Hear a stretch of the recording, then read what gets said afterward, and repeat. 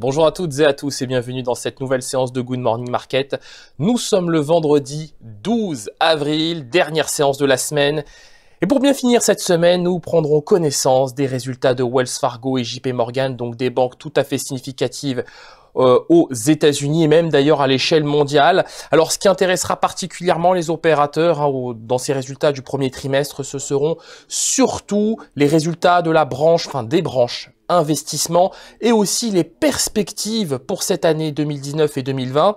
Alors pourquoi? Parce que on sait qu'aujourd'hui, au premier trimestre, la majeure partie des entreprises du S&P 500, en tout cas c'est l'avis du consensus, devrait faire état d'une baisse, d'une contraction des bénéfices de l'ordre de 3,9% pour ce premier trimestre. C'est d'ailleurs la première fois depuis 2016 que les entreprises du S&P 500 devraient faire état d'une contraction des bénéfices, de leurs bénéfices. Donc la question est désormais de savoir si c'est simplement un effet passager ou si c'est quelque chose de beaucoup plus structurel et qui a vocation à s'inscrire dans le temps. Alors partant de ce principe, on a déjà un attentissement ambiant sur les marchés, on l'a encore vu hier avec les volumes d'échange, des indices qui peinent à progresser davantage, on a de plus en plus de mal à avoir d'ailleurs un biais directionnel marqué sur les indices occidentaux, parce qu'on a quand même très bien progressé depuis le début de l'année. Je disais d'ailleurs il y a de cela quelques temps que la majeure partie des indices avaient déjà fait leur année.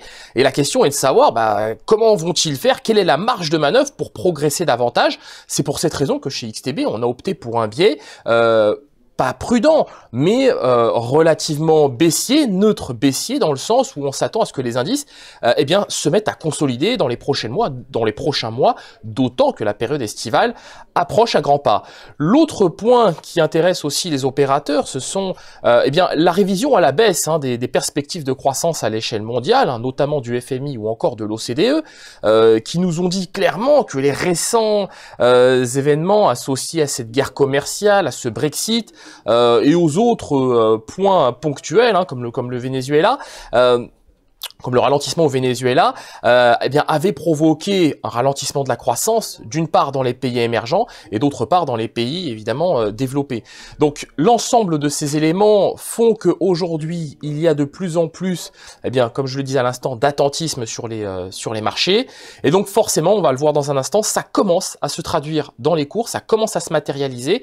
Passons tout de suite au calendrier économique de ce vendredi. Vous allez voir qu'il est assez peu chargé, mais que les statistiques qu'il contient sont quand même très intéressantes. Pourquoi? Parce que là, on le voit typiquement ici, la balance commerciale en Chine, au titre du mois de mars, a fortement progressé, 32,6 milliards contre 4,1 au mois de février. Alors on se dira oui, mais au mois de février il y avait la Golden Week, oui, mais au mois de février il y avait le Nouvel An lunaire, il y avait tout ça, mais bon, il y a aussi eu surtout au mois de février la relance monétaire et budgétaire d'une part de la PBOC, de la Banque centrale de Chine, mais aussi du gouvernement chinois, qui a fait que au final on voit que ça tout simplement porte ses fruits, donc une politique qui commence à produire les effets escomptés.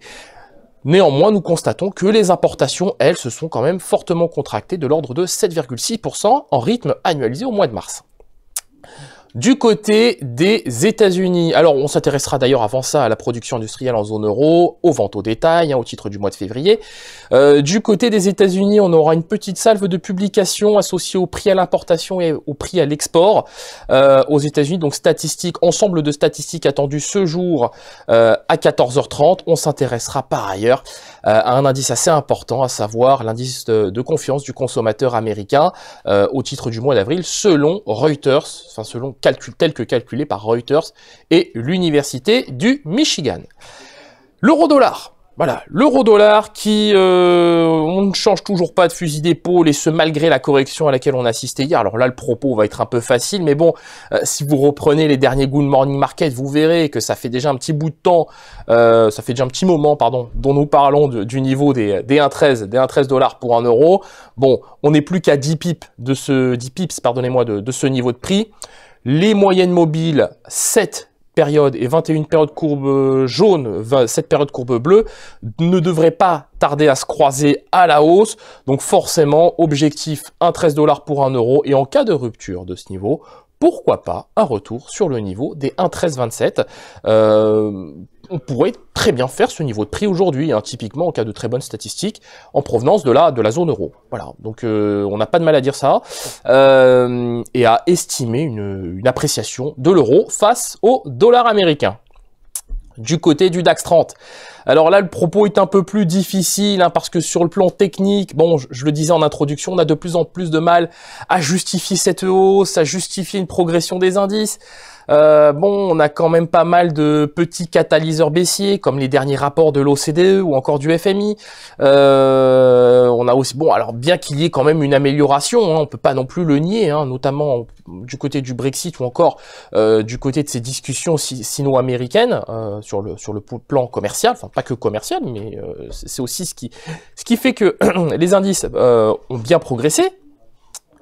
Notre point sur le DAX 30, c'est qu'en cas de rupture du niveau des 11 905, on devrait très probablement retrouver le niveau de la moyenne mobile à 21 périodes, 11 770 points.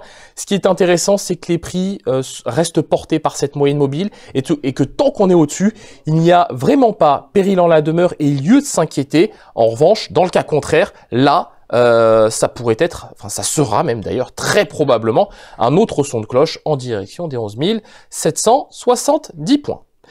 L'indice S&P 500 qui lui aussi patine de plus en plus. On a, comme je le disais sur le DAX 30, on a de plus en plus de mal à justifier les achats, et c'est normal, parce qu'on a quand même très bien progressé depuis le début de l'année. On a retrouvé les niveaux du mois de novembre sur l'indice S&P 500, donc quasiment 2900 points à peu de choses près.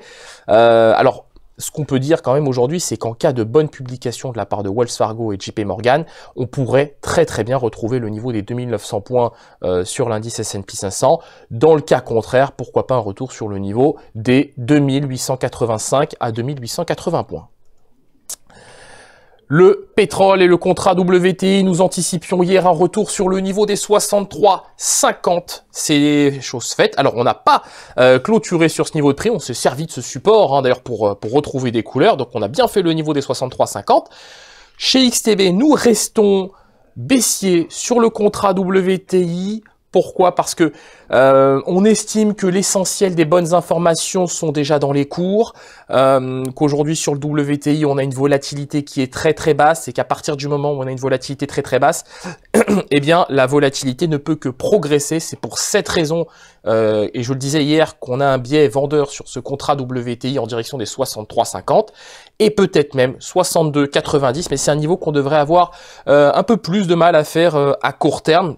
Néanmoins, nous pensons que d'ici le début de la semaine prochaine, c'est un niveau qui devrait se matérialiser, d'autant que l'activité pétrolière de la semaine est attendue en hausse aux États-Unis. Donc c'est ce que nous dira ce soir Baker Hughes, c'est ce que confirmera ou infirmera Baker Hughes ce soir. Mais d'après les indices que nous avons recueillis ce matin et puis tout au long de cette semaine, on estime que l'activité pétrolière devrait progresser aux États-Unis. Voilà, donc c'est pour cette raison qu'on n'a pas de mal à dire qu'on anticipe une correction sur le seuil des 63,50, peut-être même 62,90, mais plus sur le début de semaine prochaine.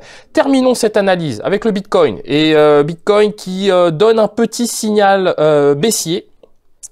Signal baissier, pourquoi? Parce que d'une part, on a un RSI qui a quitté sa zone de surachat, et d'autre part, on a des prix qui évoluent désormais en D1 sous la moyenne mobile à cette période. Donc ça fait déjà 2 séances qu'on évolue sous le niveau de la EMA 7, de la moyenne mobile exponentielle à cette période. Dans le cas d'une nouvelle clôture sous la moyenne mobile à cette période, c'est-à-dire sous le niveau des 5000 $ pour un Bitcoin, nous pourrions très bien retrouver le niveau des 4656 $ pour un Bitcoin, soit le niveau de la moyenne mobile à 21 périodes. Donc, propos évidemment conditionnés à la clôture du Bitcoin ce soir, ou plutôt en fin de séance, typiquement fin de séance américaine, sur le niveau, enfin, si on clôture sous le niveau des 5000, on pourrait assister à une correction un peu plus agressive en direction des 4670. Merci d'avoir suivi ce Good Morning Market. Merci de votre fidélité. Nous vous souhaitons une excellente séance de trading, une excellente journée, un excellent week-end. N'hésitez pas à partager, liker ou encore commenter cette vidéo. Au revoir.